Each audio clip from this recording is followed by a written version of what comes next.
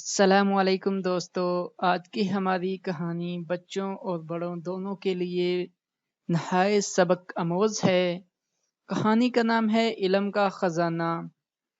یہ قدیم زمانے کی بات ہے، کسی ملک میں ایک رحم دل بادشاہ حکومت کرتا تھا جو اپنے عدل و انصاف کی وجہ سے بڑا مشہور تھا۔ بادشاہ نے اپنے وزیروں کو یہ حکم دے رکھا تھا کہ اسے ملک کے کونے کونے کی خبروں سے باخبر رکھا جائے تاکہ کوئی بھی غریب آدمی انصاف سے محروم نہ رہے۔ ایک دن بادشاہ کا وزیر سمندر کے کنارے کسی کام سے اپنے قافلے کے ساتھ گزر رہا تھا کہ اس نے ایک بوڑھے آدمی کو سمندر کے کنارے کے ساتھ ساتھ دوڑتے اور یہ کہتے ہوئے سنا، میرا خزانہ سمندر کی اس پار ہے۔ بوڑھا آدمی دوڑتا ہوا کبھی اس طرف آتا اور کبھی دوڑتا ہوا دوسری طرف جاتا۔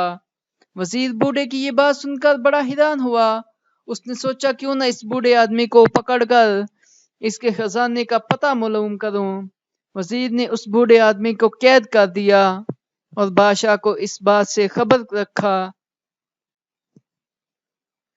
کئی دن گزرنے کے بعد بھی وزیر اس بوڑھے آدمی سے خزانے کا پتہ نہ پوچھ سکا۔ وزیر نے سوچا کہ میں بوڑھے آدمی کا بتایا ہوا خزانہ حاصل کرنے کے بعد ملک کا امیر ترین آدمی بن جاؤں گا، مگر اس کا خواب پورا نہ ہو سکا۔ وزیر بوڑھے آدمی کو روز مارتا اور ایک ہی سوال پوچھتا کہ خزانہ کہاں ہے، مگر بوڑھا آدمی ایک ہی جواب دیتا، خزانہ سمندر کے اس پار ہے۔ وزیر بوڑھے کی روز ایک ہی بات سن کر تنگ آ چکا تھا۔ وہ سمجھ گیا کہ بوڑھے کے پاس کوئی خزانہ نہیں ہے۔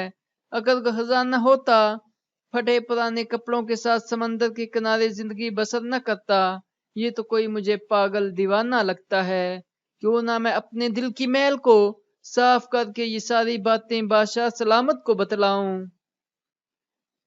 ہو سکتا ہے یہ بوڑھا آدمی بادشاہ کو خزانے کا پتہ بتا دے، اس کو پاگل سمجھ کر چھوڑ دے۔ وزیر نے یہ سارا معاملہ بادشاہ سلامت کو بتایا۔ بادشاہ نے اپنے خادموں سے کہا، اس بوڑھے آدمی کو صاف ستھرے کپڑے پہناؤ، کھانا کھلاؤ اور پھر میرے پاس لے کے آؤ۔ بادشاہ نے کہا، بابا جی آپ کا خزانہ کہاں ہے؟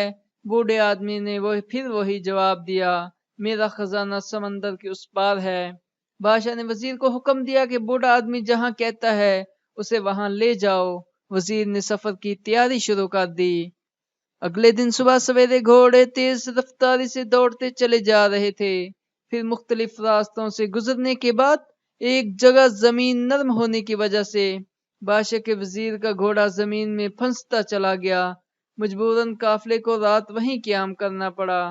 پھر اگلی صبح ہوتے ہی وہ اپنی منزل کی طرف چل پڑے۔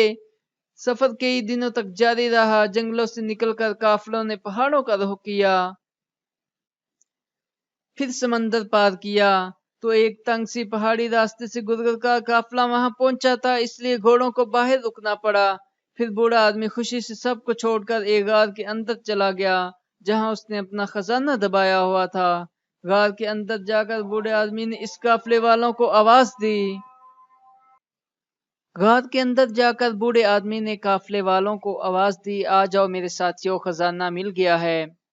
جب غار کے اندر آ کر قافلے والوں نے پھٹی پرانی ڈھیر ساری کتابوں کو دیکھا تو وہ حیران ہوئے، کیا اس بوڑھے آدمی کا یہ خزانہ ہے؟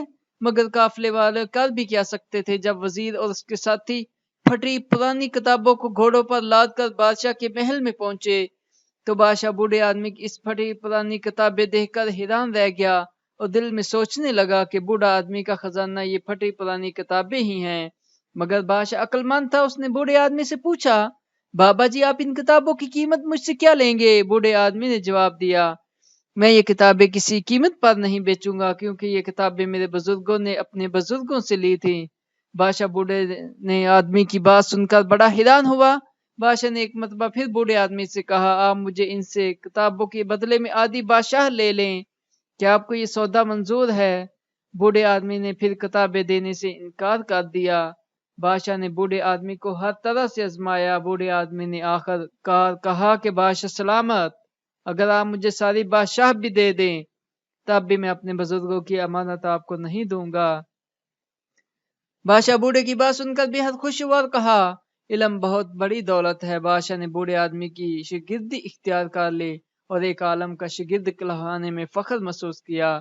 بے شک درخت اپنے پھل سے اور انسان اپنے عمل سے پہچانا جاتا ہے۔